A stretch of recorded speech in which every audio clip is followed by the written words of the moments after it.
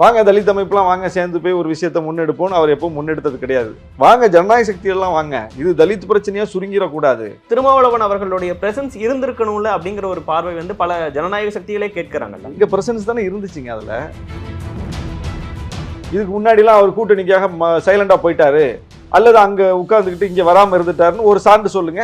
இல்ல இதற்கு காரணம், இந்த நிகழ்வுல கலந்து கொள்ளாததுக்கு காரணம் என்னன்னு கேட்கறேன். யாருமே கலந்து கொள்ள கூடாது எங்க தலைவர் சொல்லவே இல்லையா? சொன்னாரு. சொல்ல நேரலை வீடியோ அப்புறம் என்ன இல்ல பார்க்கிற எல்லாருக்குமே தெரியும் சார், இது எதுக்காக இன்னைக்கு வீடியோ போடுறாரு, எதுல கலந்துக்க வேணாம்னு சொல்றாருங்கிறது. எந்த நிகழ்ச்சியை நீங்க நடத்தணும்னு விரும்புறீங்களோ அந்த நிகழ்ச்சியை கட்சி நடத்துங்கிறாரு. நடத்திக்கிட்டு இருக்கோம். இதுல என்ன பிரச்சனை இருக்கு? தலித் பிரச்சனைங்கிறது தலித் பிரச்சனை கிடையாது, அது பொதுமக்கள் பிரச்சனை தான், அது இந்த நாட்டின் பிரச்சனை தான், அது இந்த மண்ணின் பிரச்சனை தான். எல்லாரும் வாங்க. அவரை விட இந்த பிரச்சனைகளுக்கு கவனம் கொடுக்கிற ஒரு லீடர் இனி கிடைக்க போறாரா நமக்கு? இந்த பேரணியில கலந்துக்காததுக்கு பின்னாடி ஒரு விடுதலை சிறுத்தைகளுக்கு ஒரு அழுத்தம் வந்திருக்கும். நீ அங்க போகல, அவர் ஏன் இங்க வரலன்னு கேட்டுட்டு இருக்க முடியுமா? இப்ப நாங்க போடுற மேடைக்கெல்லாம் எல்லாரும் வந்துடுறாங்களா? இல்ல மேயர் பிரியா வந்தாங்களா, கயல்விழி செல்வராஜ் வந்தாங்களா? எந்த காலத்துல வந்திருக்காங்க? நீங்க மேயர் பிரியாவை மட்டும் கேக்குறீங்க, யாரும் வரமாட்டாங்க, வந்தது இல்ல. அந்தந்த கட்சிகளுக்கு தான் அவங்க பேசுவாங்க. அவங்களுடைய பதவிகளை ரிசைன் பண்ணிட்டு போங்க. இது இந்தியா முழுவதும் ரிசைன் பண்ணணும். புதைக்கணும்னு கேட்கும்போது அதற்கு இடம் கொடுக்கறதுக்கு இந்த கவர்மெண்ட் செயல்பட்ட விதமா இருக்கட்டும், அதெல்லாம் அவ்வளவு மன வலியை ஏற்படுத்தி இருக்கிறது. ஒரு அரசு பள்ளிக்கூடத்துல தான் அவருடைய உடல் வைக்கப்பட்டு அந்த மைதானத்துல வைக்கப்பட்டு பொதுமக்கள் அஞ்சலி செலுத்துவதற்கு இடம் கொடுக்கப்பட்டது. அதே அரசு தான் அதையும் செஞ்சிருக்கு. என்ன திமுகவிலே ஒட்டிட்டு இருக்கீங்கன்னு கேக்குறீங்களே. திமுக பாமக வந்தா நாங்க இருக்க மாட்டோம்னு சொன்னோம். நாங்க அப்ப கூட்டணிக்காக நாங்க நிலைப்பாடு எடுக்கிறோம். காவல்துறையுடைய தோல்வின்னு நாங்க சொல்றோம். காவல்துறை யார் கையில சார் இருக்கு? அப்ப அரசாங்கத்தின் தோல்வி. யார் மினிஸ்டர் யார் சார் அதுக்கு? திமுக அரசாங்கத்தின் தோல்வி, ஸ்டாலின் அவர்களின் தோல்வி. சரி, இவ்வளவு துரோகம் நடக்குதுங்கிறனா அப்ப அந்த கூட்டணியிலேயே நம்ம இருப்போம், அதையும் தவறுன்னு சொல்லுவோம்னா அது என்ன சார் ஸ்டாண்ட்? இப்ப நாங்க என்ன செய்யணும்? எடப்பாடி கூட போய் தெருவில் நிக்கணுமா?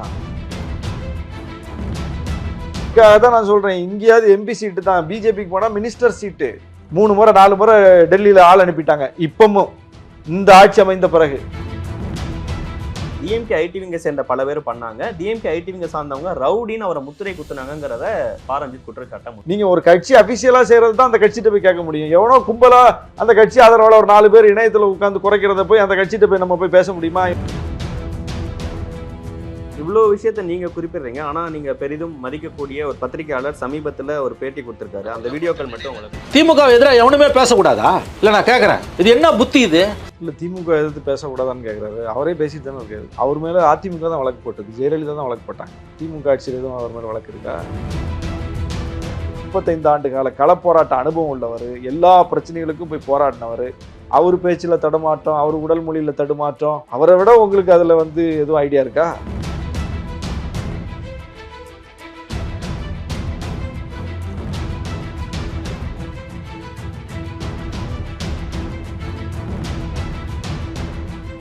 வணக்கம், இது தி டிபேட். நான் தினேஷ். சிறப்பு நேர்காணலில் இன்று நம்மோடு இணைந்திருப்பவர் விடுதலை சிறுத்தைகள் கட்சியின் துணை பொதுச் செயலாளர், நாகை தொகுதியின் சட்டமன்ற உறுப்பினர் திருமிகு ஆலூர் ஷானவாஸ் அவர். சார் வணக்கம். வணக்கம்.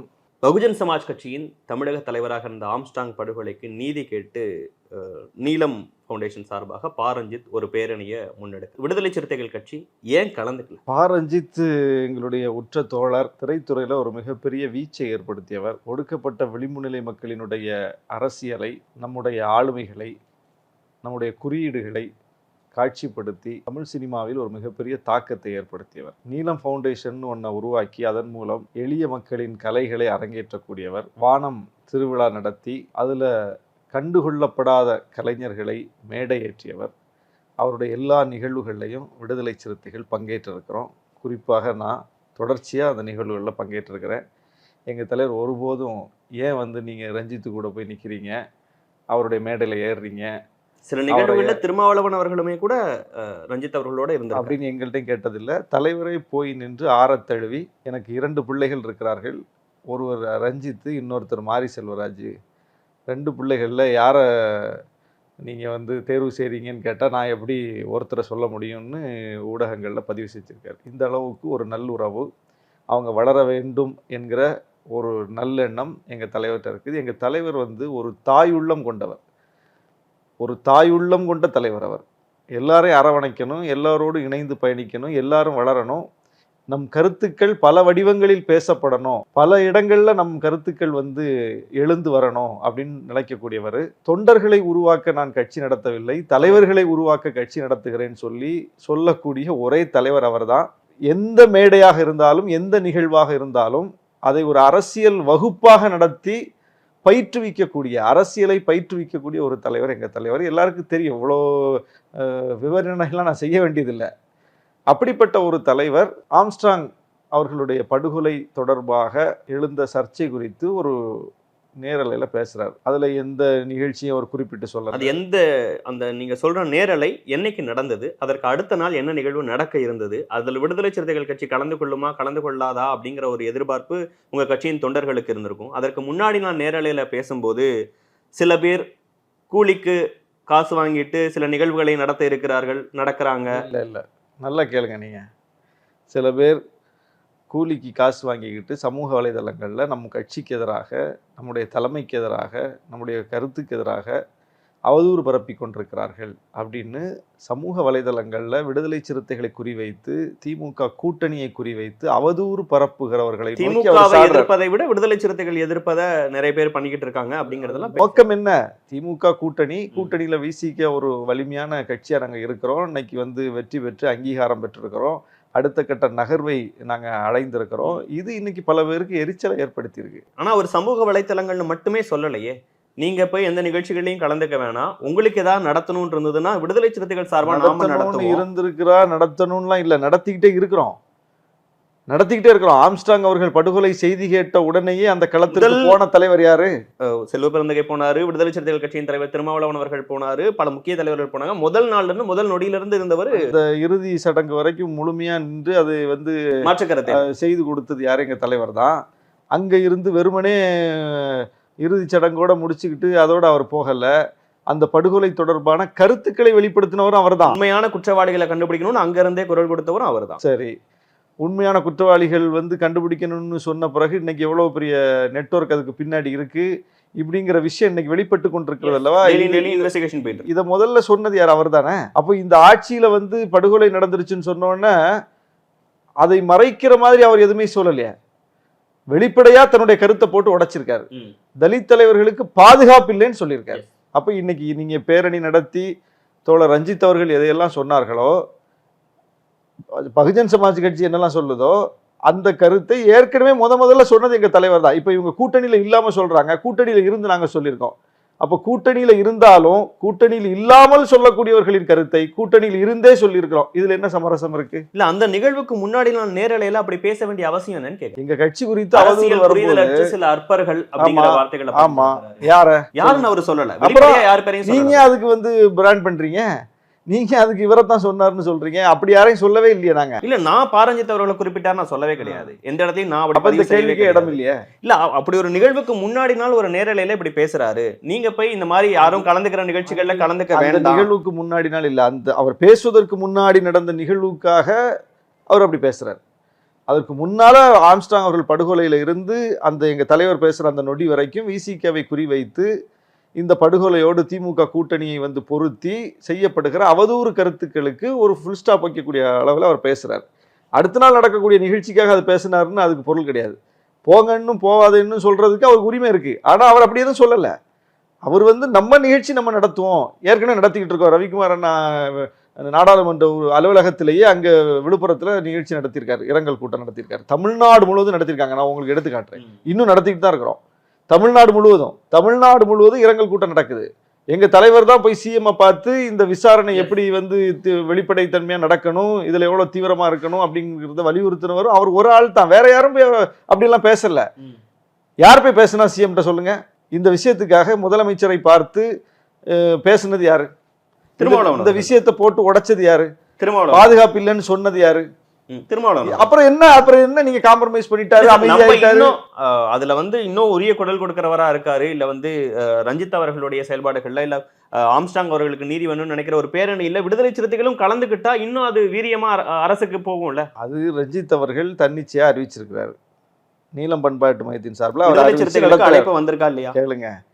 ஏற்கனவே வந்து வன்கொடுமை தடுப்பு சட்டத்தை வந்து நீர்த்து போக செய்யக்கூடிய வகையில் ஒரு பிரச்சனை வந்தபோது வன்கொடுமை தடுப்பு சட்டத்தை பாதுகாக்கணும்னு சொல்லி இதே ஆம்ஸ்ட்ராங் அவர்கள், பூவை மூர்த்தி அவர்கள், ஜெகன்மூர்த்தி அவர்கள் எல்லாரும் சேர்ந்து, எங்கள் தலைவரும் சேர்ந்து, ஜான் பாண்டியன் கலந்துக்கிட்டாரு. சைதாப்பேட்டையில் பனகல் மாளிகையில் 2014 ஒரு மிகப்பெரிய ஒரு ஆர்ப்பாட்டத்தை நடத்தினோம். எல்லாரும் சேர்ந்து தானே நடத்தினோம்.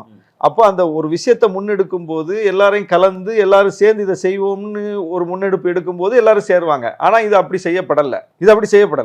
அப்போ எங்கள் தலைவர் ஒரு நீண்ட போராட்டம் 30-35 ஆண்டு காலமாக ஒரு கருத்தில் உறுதியாக இருக்காரு. சாதி எதிர்ப்பில் தீவிரமாக இருக்காரு. எந்த கூட்டணியில் இருந்தாலும் கூட்டணியை புறந்தள்ளிட்டு பொது பிரச்சனைக்காக, மக்கள் பிரச்சனைக்காக, பட்டியலின மக்களுடைய பிரச்சனைக்காக வந்து களத்தில் நிற்கக்கூடிய ட்ராக் அவர்கிட்ட இருக்கு. இதுக்கு முன்னாடிலாம் அவர் கூட்டணிக்காக சைலண்டா போயிட்டாரு அல்லது அங்க உட்கார்ந்துக்கிட்டு இங்க வராம இருந்துட்டாருன்னு ஒரு சான்று சொல்லுங்க. 2012 தர்மபுரி. இதற்கு காரணம், இந்த நிகழ்வுல கலந்து கொள்ளாததுக்கு காரணம் என்னன்னு கேட்குறேன். இதற்கு முன்னாடி கலந்துட்டாங்கிறதெல்லாம் புரிஞ்சுக்க முடியுது. இந்த நிகழ்வுல, இந்த பேரணியில விடுதலை சிறுத்தைகளும் சேர்ந்து தங்களுடைய பங்களிப்பா இல்ல அவங்களுடைய பிரசன்ஸை காமிச்சிருந்தாங்கன்னா இன்னும் வீரியமா ஆம்ஸ்ட்ராங் அவர்களுக்கு நீதிக்காக போராடி இருக்க முடியும். திருமாவளவன் அவர்களோட டிஸ்கஸ் பண்ணல இல்ல சம்திங் வந்து அந்த விஷயங்கள்லாம் புரிஞ்சுக்க முடியுது. அவர் கட்சியில இருந்து ரெப்ரசன்டேட்டிவ் உங்களை அனுப்பி இருந்திருக்கலாம், ரவிக்குமார் அவர்கள் அனுப்பியிருக்கலாம், வன்னியரசு அவர்கள், பல பேர் இருக்காங்கல்ல. யாருமே கலந்து கொள்ள கூடாதுங்கிறது என்ன? யாருமே கலந்து கொள்ள கூடாது எங்க தலைவர் சொல்லவே இல்லையா? சொன்னாரு. சொல்ல நேரலை வீடியோ அப்புறம் என்ன நிகழ்ச்சியை நீங்க எடுங்க. நம்ம ஒரு கட்சியா இருக்கோம், நம்ம அந்த நிகழ்ச்சியை பார்க்கிற எல்லாருக்குமே தெரியும் சார் இது எதுக்காக இன்னைக்கு வீடியோ போடுறாரு, எதுல கலந்துக்க வேணாம்னு சொல்றாருங்க. அதுக்கு முன்னால நடந்த நிகழ்வுகளுக்காக போடுறாரு, பின்னால நடக்க போற நிகழ்ச்சியை சொல்லி போடல. எதுவா இருந்தாலும் நீங்க நிகழ்ச்சியை நடத்துங்கிறாரு. ஒரு கட்சி நிகழ்ச்சியை நடத்துதுன்னு கட்சி தலைவர் சொல்றாரு, கட்சிக்கு சொல்றாரு. எந்த நிகழ்ச்சியை நீங்க நடத்தணும்னு விரும்புறீங்களோ அந்த நிகழ்ச்சியை கட்சி நடத்துங்கிறாரு. நடத்திக்கிட்டு இருக்கோம். இதுல என்ன பிரச்சனை இருக்கு? அப்போ எங்க தலைவர் வந்து 2012 தர்மபுரி பிரச்சனை வந்த போது எப்படி அதை அணுகுனாரு? அன்னைக்கு ஆளுங்கட்சி யாரு? அதிமுக ஆட்சி காலத்துல ஒரு 3 கிராமங்கள் திட்டமிட்டு தாக்கப்படுது. ஊரு பூரா போய் பெட்ரோலையும் இதையும் திரட்டிட்டு வந்து ஊரே எரிக்கிறாங்க. ஊரே எரிச்சு மிகப்பெரிய சட்ட ஒழுங்கு சீர்குலைவு ஏற்படுது. மிகப்பெரிய அளவுக்கு அந்த மக்கள் பாதிக்கப்படுறாங்க.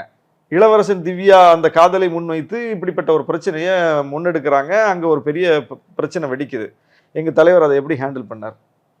ஆளுங்கட்சி சட்ட ஒழுங்கு சீர்குலைவு அப்படின்னு சொல்லி ஏடிஎம்கேக்கு எதிராக மேடை போட்டு ஏடிஎம்கேயை தனிமைப்படுத்துற மாதிரி அல்லது ஏடிஎம்கே கூட்டணியில் இருக்க 2 கட்சியை வந்து வெளியெடுக்கிற மாதிரி அப்படியான ஒரு அரசியல் அதை வச்சு முன்னெடுத்தாரா? திமுக கூட்டணி தான் நாங்கள் இருக்கோம். அதிமுகவை எதிர்ப்பதற்கு அது எங்களுக்கு ஒரு பெரிய வாய்ப்பு. அதிமுக தலித் விரோத கட்சின்னு பிராண்ட் பண்றதுக்கு ஒரு மிகப்பெரிய வாய்ப்பு. ஆனா எங்க தலைவர் அப்படி அதை பிராண்ட் பண்ணாரா? அதிமுகவுக்கு எதிரான ஒரு போராட்டமா முன்னெடுத்தாரா? தலித் அமைப்புகள் எல்லாம் திரட்டிட்டு போய் அதை எதிர்த்தாரா? என்ன செஞ்சார்? அந்த இடத்துல ஜனநாயக சக்திகள் எல்லாம் அணி திரட்டினார். அதிமுகவை விட்டுட்டு பாமகவை பிடிச்சார். பாமக தான் இப்படிப்பட்ட வன்முறைக்கு காரணம், இப்படிப்பட்ட செயல்களுக்கு காரணமே பாமகவுடைய அரசியல், சாதி வெறி அரசியல் அப்படின்னு சொல்லிட்டு அங்க ஆளுங்கட்சி சட்டம் ஒழுங்குங்கிற பிரச்சனையை அப்படி திசை திருப்பி கொண்டு போய் நிறுத்தல. அவர் உண்மையில இந்த பிரச்சனைக்கு யார் காரணம்? யார் இந்த மாதிரியான விஷயங்களுக்கு உரமூற்றா? யார் இதை வந்து தீயா வளர்த்தெடுக்கிறா? யார் இதுக்கு காரணமா இருக்கிறா? அந்த சக்திகளை நோக்கி மக்களை வந்து திருப்பினார். ஜனநாயக சக்திகளை அணி திரட்டினார். விசிகாவை தனிமைப்படுத்த வேண்டும், தலித்துகளை தனிமைப்படுத்த வேண்டும் அவர் எடுத்த ஒரு மூவ்மெண்ட், எங்க தலைவர் எடுத்த அணுகுமுறையின் காரணமாக பாமக தனிமைப்படுத்தப்பட்டது. இன்னைக்கு வரைக்கும் பாமக முடியல. அன்னைக்கு நடந்த ஒரு நிகழ்வுக்கு இவருடைய அரசியல் எப்படிப்பட்டதுங்கிறத வச்சு நீங்க ஒரு விஷயத்தை குறிப்பிடுறீங்க. இன்னைக்கு அவர் கலந்துக்காததுக்கு பின்னாடி இருக்கக்கூடிய அரசியல் சாணக்கியத்தனம்னு சொல்லணுமா இல்ல சரியான அணுகுமுறையா? அது எப்படின்னு சொல்லுங்க. இன்னைக்கு அப்படி ஒரு விஷயத்தை அப்படிதான் முன்னெடுக்கணும். எங்க தலைவர் எப்பவுமே அப்படிதான் முன்னெடுப்பார். வாங்க தலித் அமைப்புலாம் வாங்க சேர்ந்து போய் ஒரு விஷயத்தை முன்னெடுப்போம்னு அவர் எப்பவும் முன்னெடுத்தது கிடையாது. வாங்க ஜனநாயக சக்தியெல்லாம் வாங்க, இது தலித் பிரச்சனையா சுருங்கிடக்கூடாது. தலித் பிரச்சனைங்கிறது தலித் பிரச்சனை கிடையாது, அது பொதுமக்கள் பிரச்சனை தான், அது இந்த நாட்டின் பிரச்சனை தான், அது இந்த மண்ணின் பிரச்சனை தான், எல்லாரும் வாங்க அப்படின்னு சொல்லி ஒரு பிளாட்ஃபார்ம் உருவாக்கி அதுல நின்று அந்த குரலுக்கு வலு சேர்க்கிறதும் அந்த குரலை வந்து அடுத்த கட்டத்துக்கு கொண்டு போய் சேர்க்கிறது தான் எங்க தலைவருடைய 35 ஆண்டுகால அரசியல் அனுபவமா இருக்கு, பொது வாழ்வு அனுபவமா இருக்கு.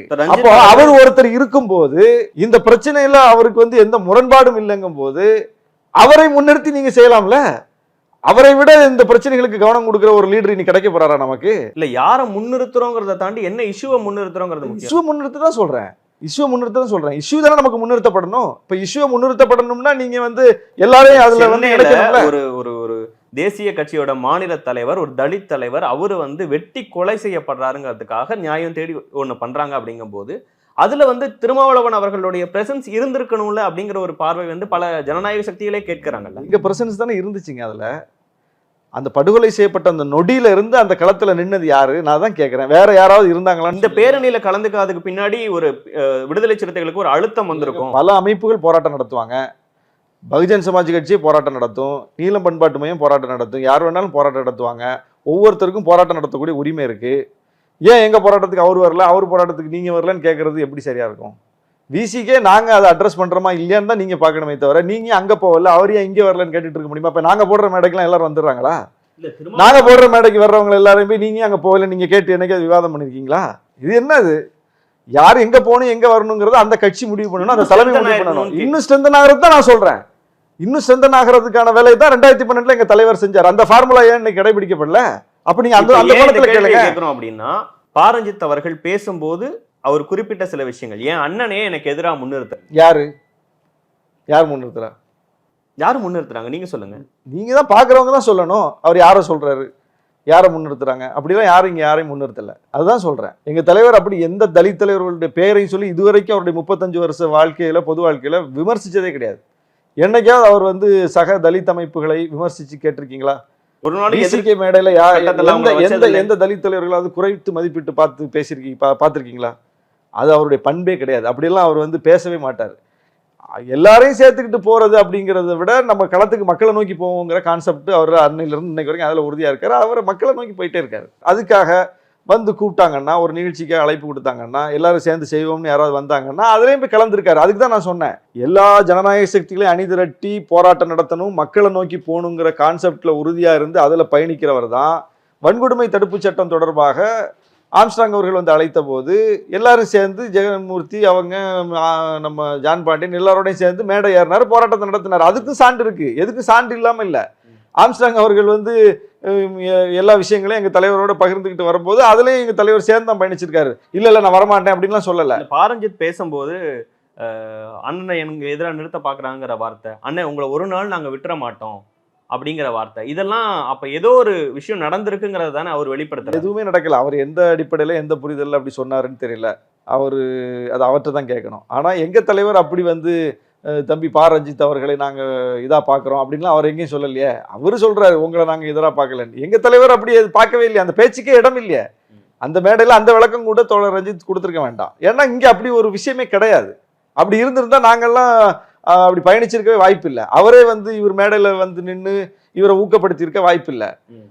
அதனால அவர்கள் பேசுனதுல எதெல்லாம் முரண்பாடான விஷயங்கள், கொஞ்சம் ரொம்ப தவறா பேசுறாரு பொலிட்டிக்கலி அப்படின்னு நீங்க பாக்குற விஷயங்கள் என்ன? அதாவது அவர் எப்படி பேசணுங்கிறத அவர் தீர்மானிக்கணும். அவர் எப்படி பேசணுங்கிறத நாங்க தீர்மானிக்க முடியாது. அவருக்கு ஒரு கருத்து இருக்கும், அவருக்கு ஒரு புரிதல் இருக்கும். அந்த புரிதல்ல இருந்து அவர் பேசுவார். எம்எல்ஏ ஆகணும் எம்பி ஆகணுங்கிறதுக்காக பண்றாங்க, அடிமைகள் மாதிரி பிஹேவ் பண்றாங்க, இப்படி ஒரு விஷயம் நடக்கும்போது கூட வரமாட்டாங்கிற வார்த்தை, இதெல்லாம் எப்படிப்பட்ட அணுகுமுறைன்னு நினைக்கிறீங்க? காலம் காலமாக இந்த பிரச்சனை இருக்கு. பட்டியலின மக்களினுடைய அந்த இடங்கள்ல இருந்து போட்டியிட்டு வெற்றி பெற்று போகக்கூடியவங்க பட்டியலின மக்களின் பிரதிநிதிகளாக வெளிப்படுகிறார்களா, தங்களை தேர்வு செய்கிற தங்களுக்கு வாய்ப்பு வழங்குகிற கட்சிகளின் பிரதிநிதிகளாக வெளிப்படுகிறார்களான்னு பார்த்தா இந்தியா முழுவதும் இந்த பட்டியலின மக்களுக்கான தொகுதிகள் ரிசர்வ் தொகுதி தோன்றிய நாளிலிருந்து இந்த நிமிடம் வரைக்கும் அது அப்படித்தான் இருக்கு. அதனால தான் அம்பேத்கர் அது வேணான்னார். இவன் உண்மையான மக்கள் பிரதிநிதியா இருக்க மாட்டான், அவன் யார் அவனுக்கு வாய்ப்பு கொடுக்குறாங்களோ அந்த கட்சியின் குரலாக தான் ஒலிப்பான், அந்த கட்சி வந்து சாதி இந்துக்களின் குரலாக தான் ஒலிக்கும், பட்டியலின மக்களின் குரலாக ஒலிக்காதுங்கிறதுனால தான் அவர் இரட்டை வாக்குரிமை கேட்டார். அப்போ இந்த பிரச்சனை இன்னைக்கு இருக்கா? இன்னைக்கு உள்ள பிரச்சனையா? காலங்காலமா உள்ள பிரச்சனை. அப்ப அம்பேத்கரே இதை உணர்ந்து தானே அது வேணாங்கிறார். அப்ப இது இப்படித்தான் ஆகும் அப்படின்னு தெரிஞ்சுதான் அவர் எதிர்க்கிறார். அப்போ இது நடைமுறையில் இருக்கு. இது ஒரு 1000 ஆண்டுகளுக்கு மேலான ஒரு சாதிய இறுக்கத்தினுடைய வெளிப்பாடு. அதுல இருந்து இப்படித்தான் இது வெளிப்படும்னு அவர் தெரிஞ்சுதான் இதை முரண்படுறாரு, வேணான்னு சொல்றாரு. அதை மீறி இது கொண்டு வரப்படுது. அப்புறம் அதுல இருந்து தேர்ந்தெடுத்து வரக்கூடியவங்க எப்படி இருப்பாங்க? இது தெரிஞ்ச கதை தானே. இல்ல மேயர் பிரியா வந்தாங்களா, கயல்வெளி செல்வராஜ் வந்தாங்களா, எந்த காலத்துல வந்திருக்காங்க? நீங்க மேயர் பிரியாவை மட்டும் கேக்குறீங்க. வேற ஒரு அதிமுகல இருந்து அவர் வந்தாரா? தனபால் வந்துட்டாரா? எத்தனை பேர் அங்கேயும் ஒரு 44 பேர் தேர்ந்தெடுத்து வந்திருப்பாங்கல்ல இதுக்கு முன்னாடி, இப்பவும் வந்திருக்காங்கல்ல. பிஜேபியிலேருந்து வந்துருவாங்களா, காங்கிரஸ்லேருந்து வந்துருவாங்களா, எந்த இடத்துலேருந்து வருவாங்க? யாரும் வரமாட்டாங்க, வந்ததில்லை. அந்தந்த கட்சிகளுக்கு தான் அவங்க பேசுவாங்க. இல்லைன்னா உங்களுக்கு வந்து இந்த ரெப்ரசன்டேஷன் கொடுக்க முடியல. ஆம்ஸ்ட்ராங் வந்து எவ்வளவு பெரிய ஆளு, அவங்கள வந்து அப்படி ஒரு விஷயம் நடந்திருக்கு, வந்து பார்க்க கூட வரலன்னா அவங்களுடைய பதவிகளை ரிசைன் பண்ணிட்டு போங்க. இது இந்தியா முழுவதும் ரிசைன் பண்ணணும். இது தமிழ்நாட்டில் மட்டும் இருக்கிற பிரச்சனையா, திமுகவில் மட்டும் இருக்கிற பிரச்சனையா, இந்தியா முழுவதும் இருக்கிற பிரச்சனையா? இந்தியா முழுக்க இருக்க பிரச்சனை. சாதி எங்கெல்லாம் இருக்கோ அங்கெல்லாம் இருக்க பிரச்சனை தான். அதனால தான் அம்பேத்கர் அதை வேணான்னு சொல்றாரு. அப்புறம் அதை கொண்டு போய் மேயர் பிரியாட்ட போய் சுருக்கிறதுல என்ன அர்த்தம் இருக்கு? இது ஒரு பெரிய பிரச்சனை. அது மேயர் பிரியா சம்பந்தப்பட்ட பிரச்சனை கிடையாது. அது ஒரு பெரிய பிரச்சனை, ஒரு ஆண்டாண்டு காலமாக தொடர்கிற பிரச்சனை. அப்போ இதை ஒரு ஒரு உரையாடலின் வழியாக நம்ம வந்து இதை கடந்து போனோமே தவிர இதில் வந்து நம்ம அதுக்குள்ளே நிற்கிறதுல பொருள் இல்லை. நீங்கள் பிரச்சனை என்ன, இன்னைக்கு வந்து சாதியவாதிகள் எப்படி இதெல்லாம் பெரிதுபடுத்துறாங்களோ, அவங்களுக்கு எதிரான ஒரு போராட்டத்தை எப்படி அன்னைக்கு முன்னெடுத்தோமோ, அதுபோல இந்த படுகொலையில மிக முக்கிய பங்காக இருக்கிறது பிஜேபியினுடைய ரோல். அது நல்லா தெரியுது. ஏன்னா பிஜேபி ரவுடிகளை கட்சியில இணைப்பதை ஒரு மூமெண்டா முன்னெடுத்திருக்காங்க. எல்லா கட்சிகளுமே பண்ணிருக்காங்க. அதிமுகல இல்லைங்க, அதிமுக கவுன்சிலர் அரெஸ்ட் ஆயிருக்காங்க. எல்லா கட்சியில உள்ளவங்க அரெஸ்ட் ஆயிருக்காங்க. ஆனா ரவுடிகளை கட்சியில இணைப்பதை மூமெண்ட் எடுத்த கட்சி அது சொல்லுங்க. எல்லா கட்சிக்குள்ளேயும் ரவுடிகள் இருப்பாங்க. ஆனா ரவுடிகளை கட்சியில் இணைப்பதை மூமெண்டா முன்னெடுக்கிற கட்சி சொல்லுங்க. இந்தியால ஒரு கட்சி சொல்லுங்க, தமிழ்நாட்டுல ஒரு கட்சி சொல்லுங்க. ரவுடிகளா பார்த்து கட்சியில வந்து ஜாயின் பண்ணுங்க அப்படின்னு யாரும் வெளிப்படையா அப்படிதான் சேர்த்திருக்காங்க பிஜேபியில. என்ன நீங்க இது தெரியாம இருக்கீங்க? வேற எப்படி சேர்த்தாங்க? எல்முருகன் வந்து இணைப்பு விழா நடத்தும் போது குண்டாசுல போலீஸ் தேடிட்டு வர்றவரை கட்சியில இணைச்சாரா இல்லையா? அவர் இணைக்கிற நேரத்துல போலீஸ் தேடி வருதுன்னு தெரிச்சு ஓடினாங்களா இல்லையா ரவுடிகள்? அண்ணாமலை வந்த பிறகு எவ்வளவு ரவுடிகள் திட்டமிட்டு சேர்க்கப்பட்டிருக்காங்க. சேர்க்கப்படும் போதே சொன்னோம், இதுக்கு ஏதோ பின்னணி இருக்கு, இதுக்கு அஜெண்டா இருக்கு, தமிழ்நாட்டில் சட்டம் ஒழுங்கு சீர்குலைவு செய்வதற்கு பிஜேபி திட்டமிடுது, அதனாலதான் திட்டமிட்டு ரவுடிகளை இணைப்பதையே ஒரு வேலை திட்டமா வச்சிருக்காங்கன்னு சொன்னோம். இன்னைக்கு அரெஸ்ட் பண்றதுல பெரும்பாலான ரவுடிகள் முழுக்க பாஜகவை சார்ந்தவர்களா இருக்காங்க. இந்த கொலையில பிஜேபியினுடைய ரோல் தான் அதிகமா இருக்கு. அப்போ ஆருத்ரான்னு சொன்னாலும் பிஜேபியினுடைய பங்கு அதுக்குள்ள வருது, ரவுடிகள்னு சொன்னாலும் பிஜேபி பங்கு வருது. இன்னைக்கு கைது செய்யப்பட்டவர்களே அதிகம் பேர் பிஜேபியை சார்ந்தவங்க இருக்காங்க. குறிப்பா அந்த அஞ்சலை அவங்க பிஜேபியிலே பொறுப்புல இருக்கிறவங்க. ஆற்காடு சுரேஷ் அந்த பின்னணியும் பிஜேபியா தான் இருக்கு. அப்ப எல்லாமே பிஜேபியா இருக்குல்ல. அப்ப இந்த இடத்துல நீங்க வந்து யாரை ஃபோக்கஸ் பண்ணணும்? பிஜேபி ரவுடிகளை கட்சியில் இணைத்த பின்னணி, ஆம்ஸ்ட்ராங் படுகொலை பின்னணி ரெண்டும் ஒரு புள்ளியில சந்திக்குது, இந்த கோணத்துல விசாரிக்கணும் அப்படின்னு கொண்டு போகணுமா? திமுக ஆட்சியில வெட்டி போட்டாங்க, திமுக சமூக நீதியான்னு கேட்கணுமா? ஆம்ஸ்ட்ராங் அவர்கள் மறைந்ததற்கு பிறகு இங்க நேத்து ரஞ்சித் அவர்கள் சமீபத்துல பேசும்போது சொல்றாரு, சென்னையவே கட்டி ஆண்டாரு, அவர் அவ்வளவு பவர்ஃபுல் லீடர் அப்படிங்கிற ஒரு விஷயத்த சொல்றாரு. அந்த பக்கத்துல இருக்கவங்க ஆம்ஸ்ட்ராங் யாருன்னே தெரியாது, சாகர வரைக்கும் அப்படி ஒருத்தர் இருக்காருன்னே உங்களுக்கு எல்லாம் தெரியுமா அப்படின்னு பிஜேபி மட்டும் இல்ல, டிஎம்கே ஐடிவிங்க சேர்ந்த பல பேர் பண்ணாங்க. டிஎம்கே ஐடிவிங்க சார்ந்தவங்க ரவுடின்னு அவரை முத்திரை குத்துனாங்கிறத பாரஞ்சித் குற்றச்சாட்டை முன்வைக்கிறார். டிஎம்கே ஐடிவிங்னா ஐடிவிங் செயலாளர் வந்து டிஆர்பி ராஜா. அவர் பேஜில் போய் நான் தேடி பார்த்தேன், அந்த மாதிரி கருத்து ஏதாவது போட்டாரோ ஒரு வேளை அப்படின்னு. இல்லை, டிஎம்கே ஐடிவிங்னு ஒரு அஃபிஷியல் ட்விட்டர் பேஜ், ஃபேஸ்புக் பேஜ்லாம் இருக்குது, அதுலேயும் போய் பார்த்தேன். இப்படி ஏதாவது ஒரு கருத்து அதில் வெளிப்பட்டிருக்கான், அங்கேயும் இல்லை. ஐடிவிங்னா யாரை சொல்கிறீங்க? பாரஞ்சித் யாரை சொல்லியிருப்பாருன்னு நினைக்கிறீங்க? நான் உங்கள்கிட்ட கேட்குறேன், யாரை சொல்கிறீங்க? பாரஞ்சித் சொன்ன விஷயத்த நான் கேட்குறேன். அப்போ பாரஞ்சித் சொன்னது தப்பு, அவர் ஐடிவிங்காரங்க. சமூக வலைதளங்களில் எல்லா கட்சியின் சார்பிலும் பேசக்கூடிய ஒரு கும்பல் அப்படிங்கிறது ஒன்று இருக்குது. நீங்கள் ஆம்ஸ்ட்ராங் மரணத்துக்கு அந்த நேரத்தில் தான் கலைஞரை வச்சு எவ்வளோ மோசமான விமர்சனங்கள் அதே சமூக வலைதளத்தில் செய்யப்பட்டது. திமுக அதை சந்திச்சுக்கிட்டு இருந்தாங்க. திமுக அந்த நெருக்கடி இல்லையா? சமூக வலைதளத்தில் அவதூறை எதிர்கொள்வது, மலிவாக பேசுவது, அவங்க தலைவர்களை வந்து ரொம்ப மோசமாக விமர்சிப்பதுங்கிற பிரச்சனையை அவங்களும் தானே சந்திச்சுக்கிட்டு இருக்காங்க. அதுவும் அஃபிஷியலாக ஒரு தலைவரே அதை செஞ்சார. அப்படி ஒரு தலைவரே செஞ்சதுனால தானே போய் ஒரு அமைச்சரே அதுக்கு பதில் சொன்னாங்க. அப்படி இங்கே எந்த தலைவர்கள் அப்படி வந்து சொன்னாங்க? எந்த முன்னணி பிரமுகர்கள் அப்படி சொன்னாங்க? அல்லது ஐடிவிங் பொறுப்பாளர் யார் அப்படி சொன்னாங்க?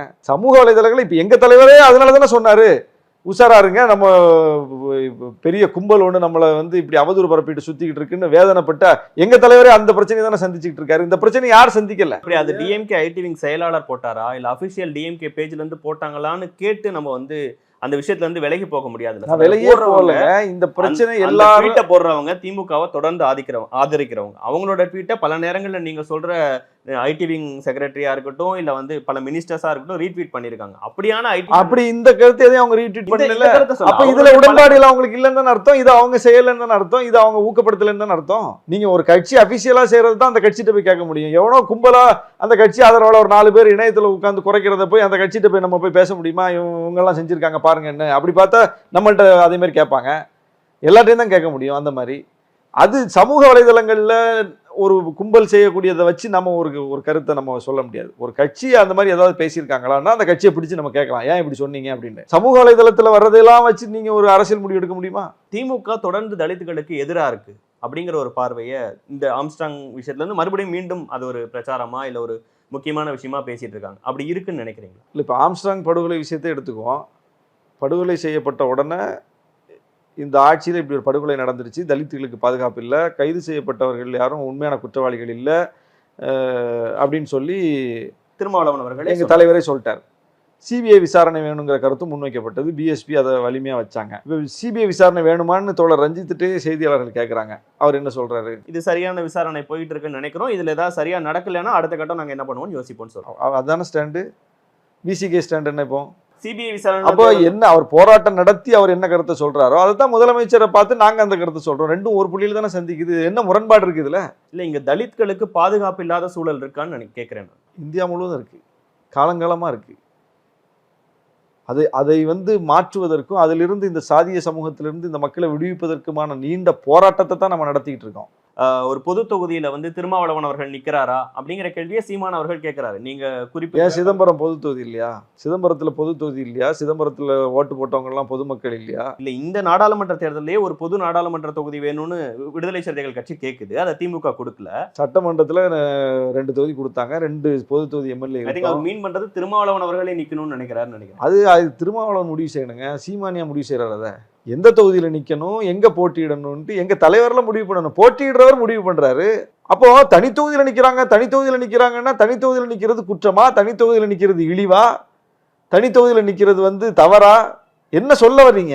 பாரஞ்சித் அவர்கள் பேசும்போது 40% சென்னையில இருக்கவங்க, இந்த சுற்றுப்புறத்துல இருக்கவங்க தலித் அப்படிங்கிறதா இருக்கட்டும், எங்களை மீறி யாரும் சென்னையை ஆள முடியாது, இதெல்லாம் அவர் பேசினதுல இருந்து இப்ப வரைக்கும் பெரும் விமர்சனங்களா வச்சுட்டு இருக்கக்கூடிய ஒரு விஷயங்களா இருக்கு. இதை பத்தின உங்க பார்வை, அவருடைய பேசியிருக்கிறது சரியா தப்பா? நாங்க அதிகமா இருக்கோம், எங்களை மீறி எதுவும் செய்ய முடியாதுங்கிறது அது அவர் ஸ்டாண்டு. நாங்க அந்த துணியில நாங்க பேசல. அவர் மாச்சூரியில இருக்கும்போது இங்க இருக்க போலீஸ் எங்கள்கிட்ட நடந்துட்ட விதமா இருக்கட்டும், அவரை ஒரு புதைக்கணும்னு கேட்கும்போது அதற்கு இடம் கொடுக்கறதுக்கு இந்த கவர்மெண்ட் செயல்பட்ட விதமா இருக்கட்டும், அதெல்லாம் அவ்வளவு மன வலியை ஏற்படுத்தி இருக்கிறாரு. அதெல்லாம் பண்ணது அதெல்லாம் எங்க தலைவர் நின்று 2 தரப்புட்டையும் பேசி பல விஷயங்களை சுமூகமா முடிச்சாரு. எங்க தலைவரை நின்று பல விஷயங்களை பேசினார். அது உங்களுக்கே தெரியும். ஒரு அரசு பள்ளிக்கூடத்தில் தான் அவருடைய உடல் வைக்கப்பட்டு, அந்த மைதானத்தில் வைக்கப்பட்டு பொதுமக்கள் அஞ்சலி செலுத்துவதற்கு இடம் கொடுக்கப்பட்டது. அதே அரசு தான் அதையும் செஞ்சிருக்கு. சென்னையை தாண்டி தான் புதைப்பீங்களா? அதுதான் அதில் உள்ள சட்ட சிக்கல் பிரச்சனைகளை அரசு தரப்பு சொல்கிறாங்க. ஒரு குடியிருப்பு பகுதி, அங்கே போய் புதைக்க முடியாது அப்படின்னு அவங்களுடைய வாதத்தை வைக்கிறாங்க. இல்லை நீங்கள் இவருக்கு கொடுக்கலையா, விஜயகாந்த் கொடுக்கலையான்னு சொன்னால், விஜயகாந்த் மண்டபத்தோட அது ஒரு பெரிய ரோடு சாலை உள்ள இடம், அதனால அங்கே இந்த விதிகள் பொருந்தாது அப்படின்னு சொல்லி அரசு தரப்பு சொல்கிறாங்க. இது ஒரு டிபேட் இது. ஆனால் அரசு அதில் சென்னையிலே நாங்கள் இன்னொரு இடம் தர்றோம்னு சொன்னதாக நீதிமன்றத்தில் ஆம்ஸ்ட்ராங் அவர்கள் தரப்புக்கு வாதாடின வழக்கறிஞரே சொல்கிறாரு. அப்போ இதில் என்னங்கிறது இப்போ நம்ம அது என்னன்னு பார்க்கணும். இப்படி ஒரு பிரச்சனை ஓடிக்கிட்டு இருக்கு.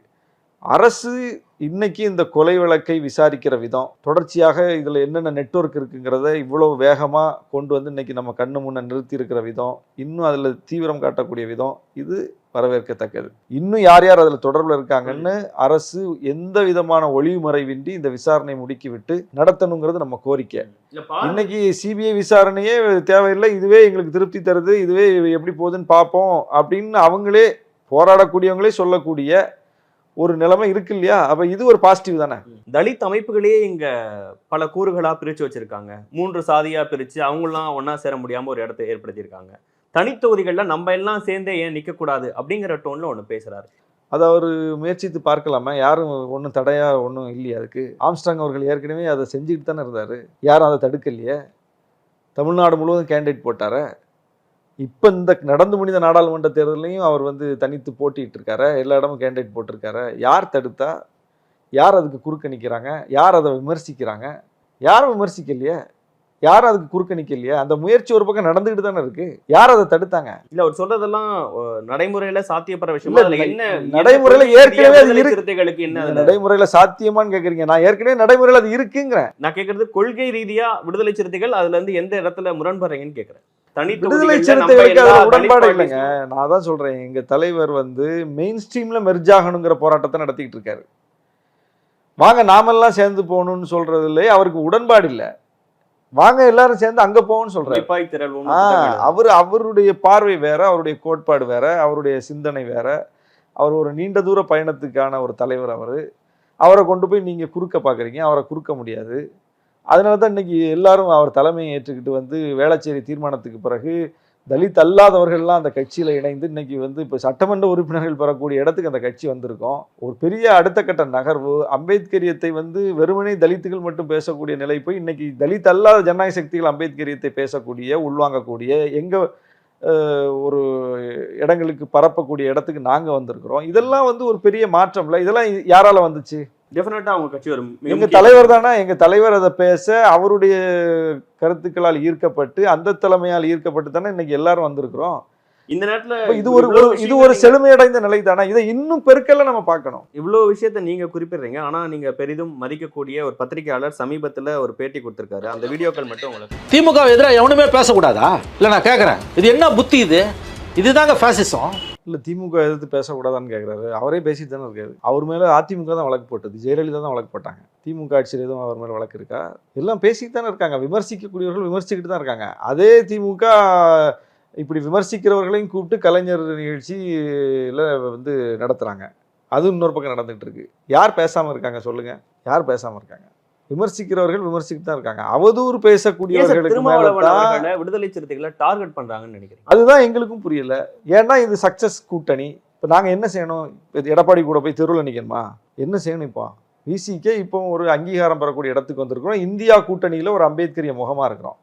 நாங்க போய் பிஜேபி கூட கூட்டணி வைக்க எவ்வளவு நேரம் ஆகும்? தடுமாற்றம் அப்படின்னா பிஜேபி கூட சேர்றது தான் தடுமாற்றம், பாமக கூட சேர்றது தான் தடுமாற்றம். இப்போ பட்டியலின மக்களுக்கான கட்சிகள்னு தமிழ்நாட்டில் நீங்கள் எந்த கட்சியெல்லாம் சொல்கிறீங்களோ இந்த கட்சிகளில் 2012க்கு பிறகு, தருமபுரிக்கு பிறகு பாமகவோட இன்னைக்கு வரைக்கும் சேரக்கூடாதுன்னு தேர்தல் அரசியலில் உறுதியாக இருக்கிற, பாமக சேர்ந்து அந்த கூட்டணி நாங்கள் இருக்க மாட்டோம், வெளியே போயிடுவோம்னு சொல்லக்கூடிய கட்சி நாங்கள்.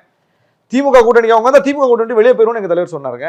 என்ன திமுகவிலே ஒட்டிட்டு இருக்கீங்க, திமுகவிலே ஒட்டிட்டு இருக்கீங்கன்னு கேட்குறீங்களே. திமுக பாமக வந்தால் நாங்கள் இருக்க மாட்டோம்னு சொன்னோம். நாங்கள் யார் எடுப்பா இப்படி ஒரு ஸ்டாண்ட? ஆனா நீங்க வேற எல்லா பட்டியலின மக்களுக்கான கட்சிகள் எதெல்லாம் தமிழ்நாட்டில் சொல்றீங்களோ எல்லாருமே 2012க்கு பிறகு பாமகவோட கூட்டணியில சேர்ந்திருக்காங்களா இல்லையா?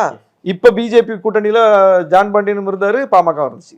2021 தேர்தலில் அதிமுக கூட்டணியில கிருஷ்ணசாமி இருந்தாரு, ஜெகன்மூர்த்தி இருந்தார். பாமக இருந்துச்சா இல்லையா? நாங்க அப்படி ஒரு நிலைப்பாடு எடுத்திருக்கோமா? அப்ப கூட்டணிக்காக நாங்க நிலைப்பாடு எடுக்கிறோம். திமுக விசிக கூட்டணியை உடைக்கிறதுக்கு இப்படி நிறைய சக்திகள் வேலை பார்க்கறாங்க. பிஜேபியோட ராம்தாஸ் அத்வாலே இருக்கிறாரு, பிஜேபியோட சிராக் பாஸ்வான் கட்சி இருக்கு, ராம்விலாஸ் பாஸ்வான் பையன் இன்னைக்கும் இருக்காரு. ஏன் பிஜேபியோட நாங்க போய் சேர்ந்து ஒரு ஒன்றிய அமைச்சர் ஆகிறதுல என்ன பிரச்சனை?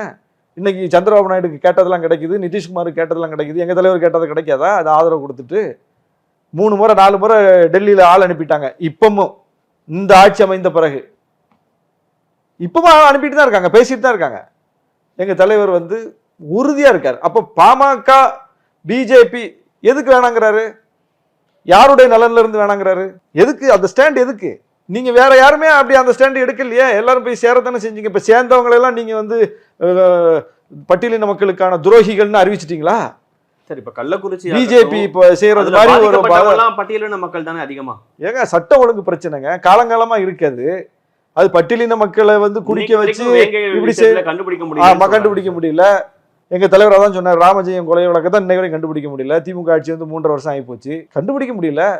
காவல்துறையுடைய தோல்வின்னு நாங்க சொல்றோம். காவல்துறை யார் கையில சார் இருக்கு? அப்ப அரசாங்கத்தின் தோல்வி. யார் மினிஸ்டர் யார் சார் அதுக்கு? திமுக அரசாங்கத்தின் தோல்வி, ஸ்டாலின் அவர்களின் தோல்வி. அதுதான் சொல்றோம். நாங்க தானே சொல்றோம். எடப்பாடி சொன்னாரான்னு கேக்குறேன். அங்க போனாரா, போராட்டம் பண்ணாரா? அந்த போராட்டத்தை யார் நடத்தினா சொல்லுங்க. சரி, பட்டியலின மக்களுக்கான கட்சிகள் சரி இவ்வளவு துரோகம் நடக்குதுங்கிறனா அப்ப அந்த கூட்டணியிலே நம்ம இருப்போம், அதையும் தவறுன்னு சொல்லுவோம்னா அது என்ன சார் ஸ்டாண்ட்? தவறுன்னு தான் சொல்ல முடியும். கூட்டணியில் இருந்தா அது சரியாயிருமா? கூட்டணியில் இருக்கிறதுக்காக அது சரின்னு சொன்னாதாங்க நீங்க எங்களை சந்தேகப்படணும். கூட்டணியில் இருந்தாலும் அது தவறுங்கிறோம். கூட்டணியில் இருந்தாலும் அங்க போய் போராட்டம் நடத்துறோம். நீங்க கூட்டணியில இல்லாதவனே போராட்டம் பண்ணலையே போய். மறுபடியும் அடுத்து அவங்களோட தான் கூட்டணியில இருப்போம், அவங்களோட தான் எலெக்ஷனை சந்திப்போங்கிறது என்ன ஸ்டாண்ட் தான் கேட்கறேன். வேற என்ன செய்யணும்னு சொல்லுங்க.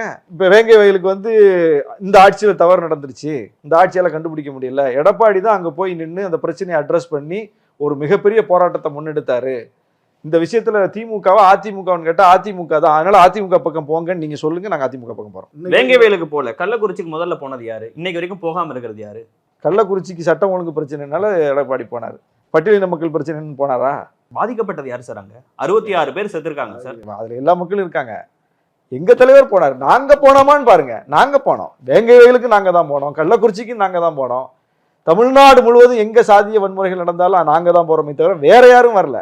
நீங்க போறீங்க, நீங்க போராதவங்கள கேளுங்க, போனவரை போய் கேட்காதீங்க. போகலன்னு நான் எப்பயுமே சொல்ல சார். நீங்க உழைக்கிறீங்க, நீங்க அதுல இருந்து அவங்கள வந்து மீட்டு கொண்டு வரணும்னு நினைக்கிறீங்க, அவங்களுக்காக போராடுறீங்க. ஆனா நீங்க கூட்டணியில இருக்க கட்சி, ஆளுங்கட்சியா இருக்கிறவங்க அதை செய்யலைங்கும் போது போராட்டம் பண்றீங்க, ஆர்ப்பாட்டம் பண்றீங்க. ஆனா அதோட போதுமா? அப்புறம் அப்படி இருந்துட்டு அந்த கூட்டணியில நம்ம சீட்டுக்காக அங்கேயே நிக்கிறோமா அப்படிங்கிற கேள்வியே உங்களை தான் நான் சொல்றேன். இங்கேயாவது எம்பி சீட்டு தான், பிஜேபிக்கு போனா மினிஸ்டர் சீட்டு. பிஜேபிக்கு போகட்டுமா? சீட்டு தான். அப்ப சீட்டை நாங்க பார்க்கல. இங்க இருந்துட்டு இந்த 3 வருஷத்துல நாங்க என்னென்ன செஞ்சிருக்கோம்னு பாருங்க. SC/ST ஆணையம் கொண்டு வந்திருக்கோம், இதுக்கு முன்னாடி நடந்திருக்கா? துணை திட்டத்துக்கான சிறப்பு சட்டம் கொண்டு வந்திருக்கோம், இதுக்கு முன்னாடி நடந்திருக்கா? சொல்லுங்க. எவ்வளவு விஷயங்களுக்கு ஒரு பெரிய பட்டியலை தர்றோம். 3 வருஷத்துல நாங்க இந்த ஆட்சி அதிகாரத்தை பயன்படுத்தி என்னென்ன செஞ்சிருக்கோம் இந்த மக்களுக்கு அப்படின்னு நாங்க ஒரு பட்டியல் தர்றோம். உங்க கூட்டணியை உடைக்க சதி நடக்குதா? ஒவ்வொரு இஷ்யூ நடக்கும் போது விசிகாவை முன்னிறுத்தி பல பேர் ஒரு காலத்துல எப்படி இருந்துச்சுன்னா, சாதியவாத சக்திகள் போய் லாபி பண்ணுவாங்க. விசிகாவை சேர்த்துறாதீங்க, எந்த சாதி ஓட்டும் வராது, இவங்க இருந்தா உங்களுக்கு எந்த மக்களும் ஓட்டு போட மாட்டாங்கன்னு ஒரு மித், ஒரு கற்பிதத்தை உருவாக்கி லாபி பண்ணுவாங்க. அதை நம்பக்கூடிய நிலைமையும் இருந்துச்சு பெரிய கட்சிகள்கிட்ட. திமுகவும் அதிமுகவும் ஒரு காலத்தில் அதை நம்பினாங்க. நம்பி விசிகாவை புறந்தள்ளக்கூடிய ஒரு சூழலும் இருந்தது. ஆனா அது உண்மை இல்லை என்பதை அந்த கட்சிகள் இன்னைக்கு அனுபவத்தால் கண்டு கொண்டார்கள். இது உண்மை இல்லை, இது பொய் அப்படின்னு. அப்போ ஒரு காலத்துல சாதியவாத சக்திகள் இந்த பெரிய கூட்டணியில விசிக இடம்பெற்றக்கூடாது, ஒரு அடுத்த கட்டமா அந்த கட்சி போயிடக்கூடாது, திருமாவளவனுக்கு ஒரு முக்கியத்துவம் கிடைச்சிடக்கூடாது அப்படின்னு லாபி பண்ணாங்க. இன்னைக்கு எல்லாரும் அதை செய்யறாங்க. சாதியவாத சக்திகள் மட்டும் செஞ்சுட்டு இருந்த வேலையை இன்னைக்கு எல்லாரும் செய்யறாங்க. விசிகாவை எப்படியாவது இந்த கூட்டணியிலிருந்து இழுத்துட்டு வெளியே போட்டுறணும்னு.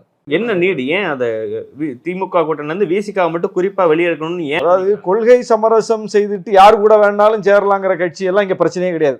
அவங்கள நோக்கிலாம் யாரும் கேள்வியும் கேட்க மாட்டாங்க. அதுதான் நான் சொன்னேன். பாமகவோடையே கூட்டணி வச்ச பட்டியலின கட்சிகள் இருக்காங்க 2012க்கு பிறகு. இந்த 10 ஆண்டுகள்ல யாரும் அவங்களெல்லாம் வந்து எந்த கேள்வியும் யாரும் உட்படுத்தவும் இல்லை, அவங்களெல்லாம் யாரும் ஒரு பொருட்டாவும் எடுத்துக்கல. ஆனா விசிகே அப்படி சாதியவாத சக்திகள் இருக்கிற அணியில இடம்பெறல, மதவாத சக்திகள் அணி இருக்கிற அணியில இடம்பெறல. நேரடியாக இந்த வன்முறைகளை நியாயப்படுத்துகிற, இந்த வன்முறைகளை நிகழ்த்துகிற கட்சிகளோடு அணி சேராமல் எங்களுக்கு என்ன வாய்ப்பு இந்த ஜனநாயக தளத்தில் இருக்கோ அந்த வாய்ப்பை பயன்படுத்தி ஒரு அணி சேர்க்கையில் நாங்கள் இருக்கோம். அந்த அணியினுடைய தலைமை வந்து ஒருபோதும் வெளிப்படையா சாதியவாதத்தை ஆதரிக்கிற ஒரு இயக்கமாகவோ மதவாதத்தை பரப்புகிற ஒரு இயக்கமாகவோ இல்லை. அவங்க சமூக நீதி பேசுகிற இயக்கமாக இருக்காங்க. அவங்களே ஆட்சியில் இருந்தாலும் நாமளே ஆட்சியில் இருந்தாலும் இது போன்ற விஷயங்கள்ல என்ன செய்ய முடியும்? மாயாவதி ஆட்சியில முழுமையா தலித் மக்களுக்கான விடுதலை கிடைச்சி விட்டதா? சொல்லுங்க. தலித்துகளுக்கு எதிரான வன்முறை அந்த ஆட்சியில் இல்லையா? எல்லாம் அங்க உத்தரப்பிரதேசத்துல முழுக்க அவங்க 3 முறை 4 முறை முதலமைச்சராக இருந்து விடுதலை வாங்கி கொடுத்துட்டு தான் இப்போ உட்கார்ந்துருக்காங்களா? அந்த மக்கள் இன்னும் துயரத்தில் இல்லையா? அந்த மக்கள் இன்னும் சாதிய தாக்குதலுக்கு உள்ளாக இல்லையா? எவ்வளோ பெரிய வன்முறை நடந்துகிட்டு இருக்குது. அப்போ 3 முறை ஆட்சி செய்ததுக்கு பிறகும் அங்க அந்த நிலைமை நீடிக்குதுன்னா இதுதான் அவரு சாதிய ஒழித்த லட்சணமா நான் போய் கேட்க முடியும்? என்ன அப்படியே கேட்க முடியும்? அவங்கள்ட்ட நிச்சயம் முடியாது. அப்போ அதுல என்ன, அவரே ஆட்சியில் இருந்தாலும் அவரால் என்ன செய்ய முடியும், ஆட்சி அதிகாரத்தில் இருந்து என்ன எந்த லெவலுக்கு போக முடியும்னு ஒரு லெவல் இருக்கு. அதை பொருத்தி பார்த்துதான் நீங்க அப்படிதான் செய்ய முடியும். அதான் எங்க தலைவர் சொன்னாரு, நாங்களே ஆட்சியில் இருந்தாலும் இதெல்லாம் எந்த அளவுக்கு நம்மளால தடுக்க முடியும்? ஏன்னா அது ஒரு உளவியல். அது சாதிங்கிறது ஒரு உளவியல். எங்க எவன் எப்படி எந்த நேரத்துல வெளிப்படுவான்னு கண்டுபிடிக்கவே முடியாது. வெளிப்பட்டாதான் தெரியும். யார் என்ன அஜெண்டாவோட எங்க உட்கார்ந்துருக்காங்கன்னு கண்டுபிடிக்க முடியாது. வெளிப்பட்டாதான் தெரியும். இப்போ வெளிப்பட்ட பிறகு அதன் மீதான நடவடிக்கை, அவங்கள தண்டிங்க, இந்த சட்டத்தின்படி தண்டிங்க, இப்படி செய், இதுதான் இன்னைக்கு நம்ம கையில் இருக்க வாய்ப்பு. அதைத்தான் நம்ம சொல்லிக்கிட்டு இருக்கிறோம். அப்போ ஒரு ஆட்சி, அந்த ஆட்சியை நடத்தக்கூடிய கட்சி, அவங்களுக்கு இது கொள்கையா? 2012 தருமபுரி பிரச்சனையில கலைஞர் வந்து திமுக சார்பில் உண்மை கண்டறியும் குழு போட்டு அனுப்புனார். அந்த குழு வந்து அங்க வந்து தலித் மக்கள் மீது நடத்தப்பட்டிருக்கிற வன்முறையை கண்டித்து அறிக்கை கொடுத்தாங்க. தீகா போய் மாநாடு போட்டாங்க அங்கே போய். அப்போ இப்படியான குரல்களை இடதுசாரிகள் மிகப்பெரிய அளவுக்கு அதில் துணை நின்றாங்க. இப்படியான குரல்களை வந்து வலு சேர்த்து எப்படி வந்து சாதிவாத சக்திகளை தனிமைப்படுத்த முடியும், மதவாத சக்திகளை தனிமைப்படுத்த முடியும், நம்ம மக்களுக்கான விடுதலையை அடுத்த கட்டம் எப்படி நகர்த்த முடியும்னு பார்த்து எங்க தலைவர் ஒவ்வொரு அடியா எடுத்து வச்சுக்கிட்டு இருக்காரு. அப்போ இவங்களெல்லாம் விட அவருக்கு இந்த பிரச்சனையினுடைய ஆழம் தெரியும், இதை எப்படி அணுகணும்னு தெரியும். அதுல ஒரு 35 ஆண்டு கால களப்போராட்ட அனுபவம் உள்ளவர், எல்லா பிரச்சனைகளுக்கும் போய் போராடினவர். அவர் பேச்சுல தடுமாற்றம், அவர் உடல் மொழியில தடுமாற்றம், அவரை விட உங்களுக்கு அதுல எதுவும் ஐடியா இருக்கா? எந்த களத்தையாவது நீங்க பார்த்துருக்கீங்களா? அதெல்லாம் இது மாதிரியான விமர்சனங்கள்லாம் விமர்சனம் வைப்பதற்கு எல்லாருக்கும் உரிமை இருக்கு. ஆனா ஒரு தலைவர் இப்படி ஒரு முடிவு எடுக்கிறாரு, ஒரு தலைவர் இப்படி ஒரு கருத்தை சொல்றாருன்னா அதற்கு பின்னணி என்னன்னு சேர்த்து நீங்க ஆய்ந்துட்டு கருத்து சொல்லுங்க. என்ன நடக்க போகுதுன்னு பொறுத்து பார்ப்போம் சார். பல்வேறு உங்கள் மீதான கேள்விகளுக்கு உங்களுடைய பதிலை கொடுத்துருக்கீங்க. இவ்வளோ நேரம் உங்கள் நேரத்தையும் கருத்துக்களையும் பகிர்ந்து கொண்டதற்கு மிக்க நன்றி.